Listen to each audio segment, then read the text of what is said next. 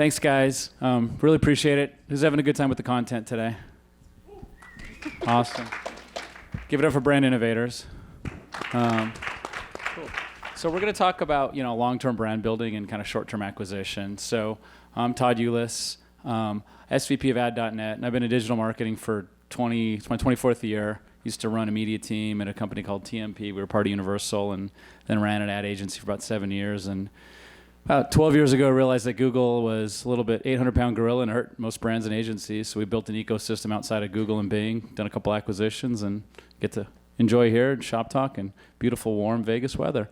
Toss it over to Jess for her introduction. Sure. So I'm Jess, VP Marketing at Leap. For those who aren't familiar, that's why I'm here. No, we are a platform that opens brick and mortar stores for consumer brands. So just like Shopify is a platform that powers the e-commerce space for entrepreneurs, we bring brick and mortar dreams to life, I like to say. So Sheri is with Public Rec, one of our brands. So what that means is we power the stores. So we have a real estate team that finds the real estate, identifies the best location for the stores. It's our employees that work the stores, and all of our data from all of the brands on our platform drives performance and marketing lift for all the stores on our platform. So we have about 100 stores today.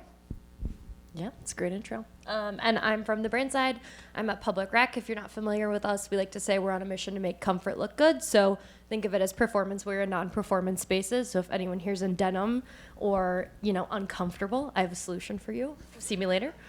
And yes, I work with Jess. She's our partner at Leap. We've been working with Leap for the last 3 years, and I oversee our store design and build, but I also see any way the brand shows up to a customer for us. So we're going to talk a little bit about things that are, some might be at a dichotomy, but they're tied together, and frankly, kind of some can support, and one can support the other piece. So in a world where marketing is trackable now, how do you kind of balance both? Talk a little bit more about short-term and long-term kind of goals for brand building as well as acquisition. I could start just in the sense that what we're seeing here at Leap, working with about 30 different brands across 100 different stores, or people are looking at their brick and mortar locations as essentially billboards and really revenue driving marketing channels. So yes, you can have an out-of-home billboard in any of the key markets, but why not move dollars through that store? So first and foremost, we are finding a lot of brands coming to us saying, hey, we're ready for brick and mortar retail, because with all of the data and analytics out there today in the MarTech space, this can really be a trackable proposition for us. It's no longer just open a store for the eyeballs and the overall brand building presence, but 85% of the people that walk into our stores are net new to our brand. So it's both a brand building play and a new customer acquisition driver in one. Yeah, and I can second that. I think for us at Public Rec, we're really conservative about how we grow. We're a self-funded company, so I like to say every $2 we spend has to come back with 4. So obviously to go into the brick and mortar space in September of 2019 was an interesting play. But I think to view your stores just as an opportunity to connect with your customers, a missed opportunity, it really is, to Jess's point, a brand building opportunity where we could have out of home we run, which is great, but I find it much more useful to pop into a store, ask the sales representative, like, what are you hearing from a customer? One thing we've been able to see is we've recently launched women's, and our women's wear is really outperforming in stores in a different way than in our e-com experience. And so that tells us we've got the right product, we've got a person who wants this product in a way that our e-com experience wouldn't be able to show us. And so it's important for me, for the creative side, to see our stores as a channel to really find out more about our customer, engage with the brand, and hear how they are receiving us in a way that out of home's never going to get you. Broadcast, you're not going to hear maybe as much from there. So I think seeing it not just as an experience for someone to purchase, but a learning well beyond that as an advertising channel. So it seems like there can be learnings between both pieces, right? I mean, have you in your experiences kind of looked at two different marketing strategy and tactics, or what kind of learnings, to prioritize, getting that consumer experience in store to drive, the voice online and whatnot? So talk a little bit more about that. Yeah, sure. I would say short term, my number one priority is always how the brand's going to show up, which always puts me a little bit in friction with our marketing department, but I think a healthy amount of friction is good for the workplace. And so, I think what we really focus on is how can we create creative output that's at the maximum that we're really proud of internally, and then use that output to separate into the right channels. So a short-term acquisition play in a DR space is going to show up differently than maybe the, beautiful brand footage that we play in a loop in our stores. And so my goal for my department is how do you make both with an efficient spend on production that can work hard in those channels without segmenting the brand too much into, I would never want a customer to see an ad on Facebook for us and then come into our store and have no understanding of how the two connect. What I want to do is be able to efficiently create creative that spreads across all channels and pushes the same message in the right place, of course, at the right time. Yeah, and Jess, you obviously, you guys are sitting on a lot of data, obviously working with your brands. And, I like saying triple D, not diners, drive-ins, and dives, but data-driven decisions. How much, of the insights are you kind of driving to your partners? That's kind of, wow, the aha moments, Sure. So I will answer that directly, but I want to tie it back to something Sheri was saying about out-of-home. So first, for any out-of-home vendors here, we believe in out-of-home. It works. I was using that as an example just for stores, because what we're actively working on with Sheri has this beautiful creative, these wonderful campaigns. How can I help translate and close the gap between brand marketing and growth marketing? I've played both roles in my previous life at Dunkin' and Panera, and we're actively working with Public Rec's growth team right now to say, okay, I know historically you haven't wanted to test out of home because you're not able to show short-term ROI. We're sitting on all this data of footsteps with our partners at Placer AI, Leap traffic data across all the neighborhoods we're in. We have identified these out-of-home opportunities within X radius of your store. We're going to see this lift. You'll break even in terms of your same store sales, but let's look at the e-com halo together and talk about how this is both a brand builder and a short-term new customer acquisition driver and revenue driver. So part of my job is taking the great work Sheri's doing and bringing to life in stores creatively and across 360 campaigns and finding a way to tie Leap data to it and serve it up to the growth marketing team so they see it as a revenue driver and not just a brand building play. Do you find that there's a lot of, external factors or internal factors that are trying to push you off your path? Say, hey, if you focus on this, focus on that, and how do you get back on the path to kind of stay focused on the long term of being able to manage both? I have a good example from last week. So anyone here in email marketing or lifecycle marketing? No. Okay. So powering 100 stores across 30, 40 different brands, we have a lot we want to communicate to our customer file through our CDP about a number of different store happenings, events, promotions. And there's always the push to have it be really promotional driven or, leading with 50% sale off at Live League, for example. Well, last weekend we got some feedback that an email that we sent about best things to do in your New York City neighborhood, Cobble Hill, over the weekend was too soft and was too much of a brand building email. And it probably didn't drive the lift we needed for the sale. Incorrect. It had a 63% higher open rate than the other version of the email that we tested that led with the sales message. So yes, even internal education in terms of what can come off as brand building often is very strategic behind the scenes because we are all consumers at the end of the day and we all receive promotional emails daily, but Leap our positioning as a discovery platform to help you discover the best and brightest brands in your neighborhood. Actually, that is our old positioning. We just relaunched our new positioning. We bring brands to life in neighborhoods you love. If we're showing up more authentically in that regard, it will deliver results. So I'm on a bit of a roadshow internally right now to make that case. Yeah, and I think one thing to piggyback on that, we always talk about internally is, do we need to go wide or do we need to go deep? And really having that conversation all the time, because especially if you're like me and you're in-house and you're working on the same brand for the last 3 years, it's easy to become over familiar with your products or forget what works. So for me, it's always, is this a moment where we're going to go deeper on what we know really resonates with our customer, or are we going to go wider and try something new? And I think where we've been thrown off is when we're launching new products, thinking that's a moment to go deep, when we're like, actually, we know what our customer wants. We know where they really engage with our brand. And let's focus on pushing those channels where those channels are the best. Versus if we launch a new product, we don't have to go to the paint to market this new product. Let's wait until we know how it's being received. Let's wait until our customer tells us how they use it, what they wear it with, how they're engaging, before we really invest in our creative efforts, our marketing efforts. That's a time where let's wait and let's go deeper on things that we know really resonate in those spaces. And are you guys finding that, obviously with the economy, whatever it is right now, there's a little bit more pressure to go one way or the other? Obviously, you mentioned, Jess, kind of the internal stakeholders and, internal marketing communications. Do you find there's a little bit more pressure nowadays than in the past to go one way or the other? More pressure, yes, but I think any good marketer should really be focused here always. It is something that I'm constantly messaging with my team. I mean, a lot of us here are vendors, right? Leap is a service provider or platform for public rec, and we're only going to be as successful as public rec stores are successful. And as a self-funded business, they're a little insulated, luckily, from like the VC climate, but that's not the case for a lot of our other brands. So now is not the time to be bringing brand building ideas to the table if you cannot append immediate ROI, ROAS metrics to it. So it's more of the communications training to make sure that we as a partner to public rec are speaking to them in the way that's going to resonate with their business right now. Yeah, and I think that from the brand side means being really honest and trusting the partners that you have. Leap has been really great, and Jess can tell you that we are a very direct, honest, and mindful brand. I think everyone is, but we are not going to spend cautiously, or we are always cautious on our spend.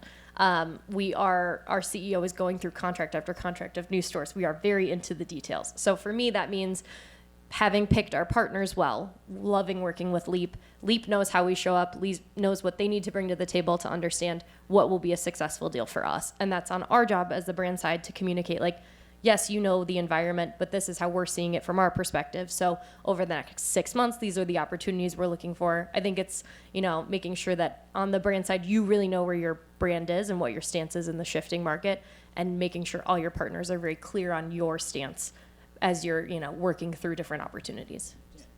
Building on that, we're all used to the term short-term pain, long-term gains. I like to view it as the opposite right now. Marketers are going to be asked, give me that quick dopamine hit, right? Like, give me the quick, short-term gain, long-term pain is what I think a lot of the marketing activities that we're being asked to do right now could generate. And it's needing to stand up for our brands and our partners in that way. Like, yes, that might generate a 10% sales lift over the weekend, but what's it going to do for email unsubscribes when we really should be focusing on building our list, heading into and testing into new channels so we have a healthy list to remarket to during the holidays. So needing to be able to toe that line internally too about how we always have the brand's best interest at heart.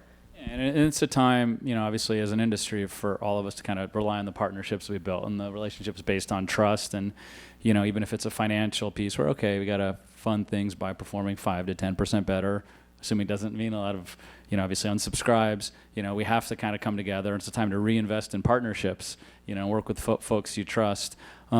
Additionally, any kind of key pieces you'd kind of like to add to, obviously the conversation as well?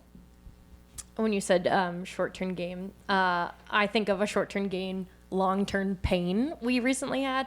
I think it's always helpful to share some whoopsies in these environments because we all have had them and learned from them. In COVID, we tried to create face masks. A lot of brands were, right? We had extra fabric. We created opportunity. We were really proud of the product. We launched it, and we quickly realized we do not make healthcare. We do not make face masks. It was an attempt for us to meet the needs of our customer, and we were trying to be really nimble and think of how to help them out in this time. I think we're all sitting at home wanting to be of service to others, and that was a way we felt we could meet our customer and help. And I think it was a humbling lesson. And yes, short term, we were able to answer this question everyone was asking, which is like, how are you showing up in this COVID world? Long term, we were able to say, like, that is not how we want to show up. That is actually not our expertise. We sell really comfortable products. A better way, I think, in hindsight, to show up is let's push what we know we're good at.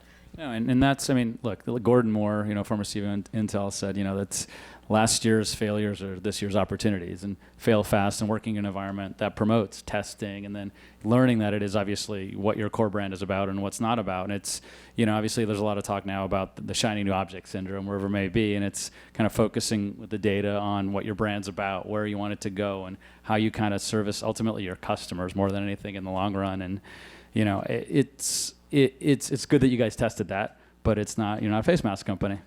Yeah, absolutely. You got to be honest about your wins and your losses. And that was when we're like, okay, we've learned. We're moving on. Yeah, between that and the million art projects that were done during the pandemic, it was a fun time.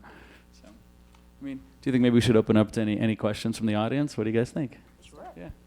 Anybody have any questions? Obviously, some companies go one way, some go the other. Obviously, hopefully you get the holistic approach from Jess and Sheri. So.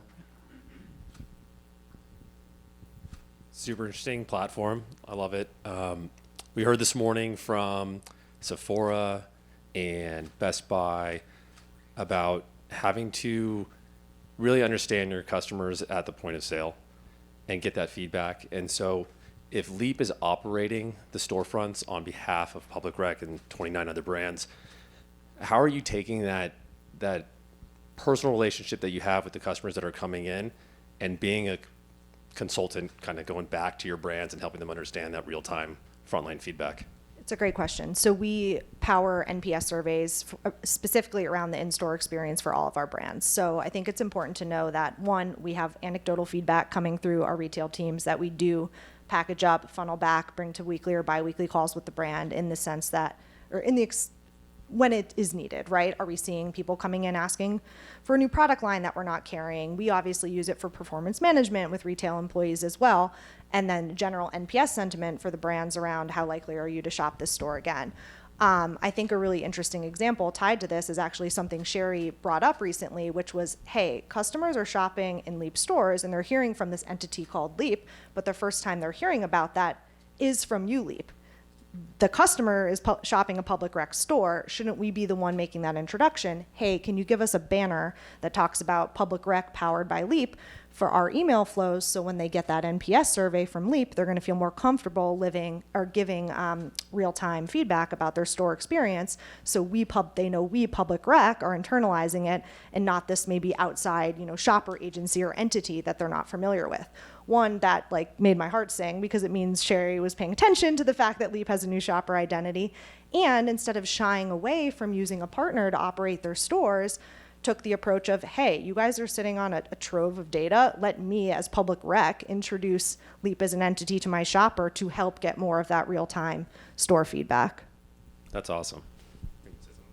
I was just going to add that I think it's the same thing about being smart with your partners. And when we partnered with Leap, we were very clear on we are not handing over the keys of our brand. We don't feel comfortable doing that. This needs to be an extension of us. It's really important that people meet us and feel like we are making the right brand first impression. And so I think Leap has done a good job of being able to scale that. So we really feel like we know what's going on in the stores. We feel very comfortable that they're being trained by people on our team as well, not just by the Leap team. So hopefully when you go in and experience the brand, it feels no different to you from that perspective. And our office is 2 blocks away from our Chicago West Loop store. So they've also been really great about, allowing that to be a two-way street, and we can constantly go in there and maybe drop off a sample, hear what customers are thinking, use that as a test site. And they're very collaborative on our side going in there. What were some of the, kind of aha moments that you thought, you had once obviously you kind of look at the data and obviously kind of the direction? I'd love to hear kind of some of the insights that were like, wow, this is kind of interesting that you didn't normally think, once you kind of looked at the data collaboratively. To be honest, we could probably do more of that. We, as a platform, though, have a lot of customer lifetime value data across all the different brands that we work with, which we're working to formalize in our Leap app. So we very much want all of our brands to have the ability to enter the Leap app and understand store performance at their fingertips, but not just about their store. How are they performing compared to other stores on the block in the same cluster? Because part of the benefit of Leap is we're giving you data at a super neighborhood level and also a macro level across different categories and customers. So all that to say, we know omni-channel shoppers have 3x the customer lifetime value of online only and retail only on our platform. So we're able to tie into conversations with brands. Are you tracking over or under that metric? What can we be doing to drive more omni-channel behavior, and helping weave that into the ongoing dialogue that it's not a retail or online, it is winning for everyone if it is both. And let's give you the data that you need to make the case internally for store expansion or to fight for more omnichannel advertising dollars, et cetera. If I can be so bold to have a build-on question. So when you are getting these types of insights from 30 different brands, are you able to do some cross-pollination and shared insights across those with benchmarking? And then where do you draw the line to protect your consumers' data against others? Yes, so I would never, if my team is sharing, hey, we will say Little Words Project, for example, did a great in-store activation last weekend, and they saw X% store traffic lift, sales lift. That's something I'm comfortable sharing because we're not giving absolute numbers. Usually, though, if it's something like customer lifetime value data or something like that, we are not mentioning the brand, we're mentioning it by category. We're able to benchmark where the particular brand falls compared to others. It's definitely something we're figuring out in real time regularly, like what level of transparency can we have with this information, because we want to be as beneficial as possible to all the different brands on our platform, but also protect the integrity of the one-on-one relationship. So a lot of it is white labeled, more grouped by category or product type. But from a marketing perspective, anecdotally, we often do share, hey, you guys should really think about in-store private shopping events. This brand is doing this. This is the lift it's driving. There's a lot of parallels. And because it's going to show up to a totally different customer base, we feel comfortable doing that because we're not sharing it between, competitive brands. Leap is kind of it can be a confusing platform. Would it be helpful, actually? So someone asked me at the beginning if you wanted to see a video on how Leap actually works with public rec, and I said no, but maybe it would be worth playing that video.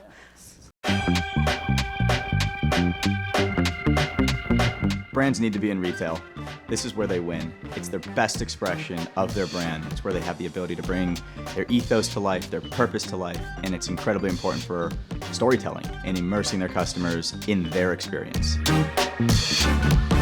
Physical stores are important because they really legitimize the brand for the consumer, allow a consumer to understand what the brand's all about, discover a full line or mix of products, and end up buying more from the brand and building brand loyalty. Coming out of 2020, what's been really exciting is that brands need retail stores, but they need platforms and tools to make sure that they can still focus on their core competencies. Our mission is to help empower brands and make them aware that there are alternatives to doing it all in-house. All the risk and complexity of that. The way we think about the future of retail is that brands can leverage our platform to power one location of theirs or hundreds of locations over time.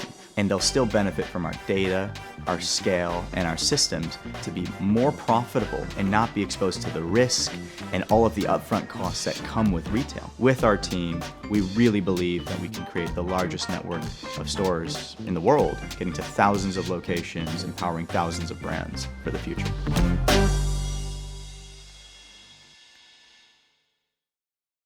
So obviously I said 30 brands. We're aiming for thousands. We've worked with 50 plus brands. We have about 30, I'd say, actually probably on the low end with 30. We're at probably around like 40 active right now with 100 stores. Public Rec is one of our best partners, so we were really excited to be able to be here with them at the Brand Innovators event. Does anybody have any questions? Great. Thank you. Thanks, guys.